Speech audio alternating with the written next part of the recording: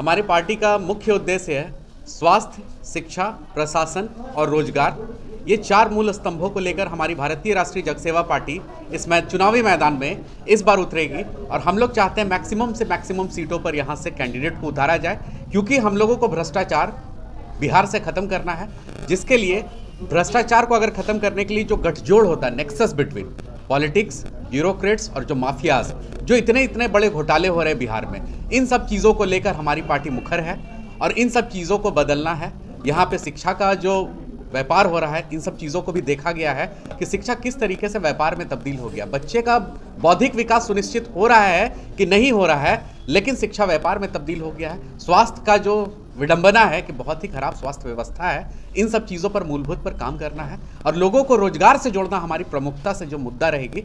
सबसे बड़ा मुद्दा हम लोगों का रोजगार से सभी यूथ को जोड़ना है और इसी सब मुद्दों को लेकर हमारी भारतीय राष्ट्रीय जन सेवा पार्टी इस बार आने वाले विगत चुनाव में मैक्सिमम से मैक्सिमम जितना भी अधिक सीट होगा, चुनाव के मैदान में हमारे प्रत्याशी उतरेंगे। सौरभ जी, आपसे एक सवाल है कि आपकी पार्टी किसी के साथ अलायंस करेगी या फिर स्वतंत्र होकर चुनाव लड़ेगी? नहीं, अभी तक तो किसी के साथ अलायंस नहीं किया है, लेकिन आगे भविष्य में अगर किसी के साथ, अगर हमारे पार्टी का जो उद्देश्य है अगर वो सामंजस्य बैठता है तो अलायंस कर सकती है। अलायंस कर सकते हैं। क्या मुख्य मुद्दा रहेगा आपका अब बार चुनाव? इस बार मुद्दा यही रहेगा कि जो सरकार चल रही है अभी वर्तमान सरकार, वो सरकार एकदम विफल है, सब कुछ में विफल है। यहाँ तक कि आपने सुना होगा कुछ ही दिनों पहले कि यहाँ के प्रशासन जो ये चलाते हैं, दारूबंदी करा रखे हैं सरकार, और उसके बाद यहाँ के प्रशासन दारू बेचते पकड़ी गए। कितने दरोगा भोजपुर में पकड़े गए। तो ये पूर्ण रूप से विफल हो रहा है। आज आपने आम सभा किया, इस आम सभा में क्या निर्णय हुआ? पार्टी को किस तरह से आगे बढ़ाना है, किस लेवल पर ले जाना है? इस आम सभा में अभी और निर्णय, अभी सेकेंड सेशन अभी बाकी है, उसमें कुछ पदाधिकारी भी होंगे और कुछ चुनाव भी अभी कराए जाएंगे। और बिहार में जितनी जल्दी से तेज़ी से अगर हम फैलेंगे, क्योंकि अगर आज हम जितना लेट करेंगे वो धीरे धीरे भविष्य को एक गर्त में लेते जा रहे हैं। अभी तक अगर ये जो शिक्षा का स्थिति इतना स्तर तक गिरा दिए हैं कि बिहार में कोई भी विश्वविद्यालय हो, 17 विश्वविद्यालय का मैं ऑन रिकॉर्ड कहता हूँ कि जितने भी बच्चे जब आते हैं पढ़ाई उनको एकदम कोई शिक्षा नहीं दी जाती है, सीधा उनको चीटिंग के माध्यम से पढ़ाया जाता है ताकि वो आगे बढ़ के वो अपने हक के लिए कभी लड़ ही नहीं सकते। अभी बीपीएससी का लेकर पूरा आंदोलन हो रहा है, तो वहाँ पर आपकी पार्टी कहीं दिख नहीं रही है। अगर आप बात कर रहे हैं छात्र, हाँ, तो वहाँ पर कहीं भी आपके जमीनी स्तर पर कोई पार्टी नहीं है। बीपीएससी का जो विरोध हो रहा है, पार्टी उसका समर्थन करती है, लेकिन अभी हमारा 12 तारीख को ही यहाँ से बिहार में पहला कदम। उसके बाद उन लोग से हम लोग मिलने जाएंगे। रात में भी काफ़ी लेट पहुँचे थे। उसके बाद हम वैसे भी कुछ दिन पहले भी आए हुए थे, हम गांधी मैदान उन लोग से मिले। जनता के बीच किन मुद्दों के साथ जाएंगे? यहाँ की बेरोजगारी और शिक्षा प्रशासन भी दुरुस्त नहीं है। मतलब बिहार सरकार के जो सिस्टम चल रहे हैं ना, यहाँ लड़कियाँ सुरक्षित हैं।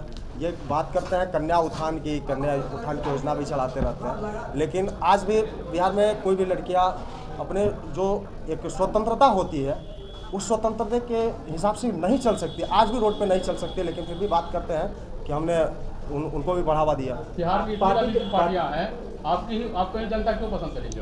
इतनी बड़े राजनीतिक पार्टियां हैं, आप उनको जनता पसंद करेगी? जनता को इसलिए हम लोगों ने एक विकल्प दिया है क्योंकि लगातार विगत 30 वर्षों से 2 ही पार्टी ऐसी है जो बिहार में हाईजेक की हुई है और ये दोनों करप्शन में संलिप्त है।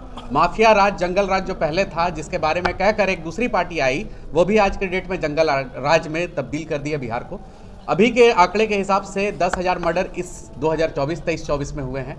जंगल राज यहाँ पे खत्म नहीं हुआ, माफियाओं का बोलबाला है। एक विकल्प के तौर पर हम लोग उभरे हैं। भारतीय राष्ट्रीय जन सेवा पार्टी यह विकल्प बिहार की जनता को देना चाहती है, क्योंकि विकल्पहीन जो यहाँ पे राजनीति चल रही है लगभग 30 सालों से, जिसके कारण से उन लोगों के पास किसी बढ़िया सरकार को चुनने का ना विकल्प है और ना ही मुद्दा है, जिसके कारण से ये भारतीय राष्ट्रीय जन सेवा पार्टी मुखर होकर सारे के सारे बातों को, आंदोलनों को जीवित करेगी। यहाँ पे जिस तरीके से घोटाला हो रहा है, जिस तरीके का बीपीएससी का घोटाला हो रहा है, पेपर लीक हो रहा है, जनता त्रस्त है इन लोगों से।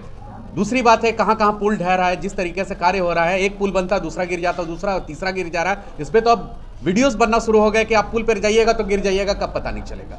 तो यहाँ पे जो घोटालों का सिलसिला जारी है, वो चाहे लालू यादव की सरकार थी या नीतीश कुमार की सरकार है, सब ने जनता को छलने का काम किया है और इसी के एवज में भारतीय राष्ट्रीय जन सेवा पार्टी एक प्रमुख राजनीतिक दल के तौर पर उभरेगी और 4 चीज़ों पर हमें काम करना है: स्वास्थ्य, शिक्षा, रोजगार और प्रशासन। और ये हम बिहार को देकर पार्टी का विचारधारा आम लोगों तक कैसे पहुंचाइएगा? पार्टी का विचारधारा आम लोगों तक पहुंचाने के लिए यहाँ की जितनी जनता है उनसे हम लोग मिलेंगे मुखर होकर। बहुत सारे लोगों को पार्टी से जोड़ना है।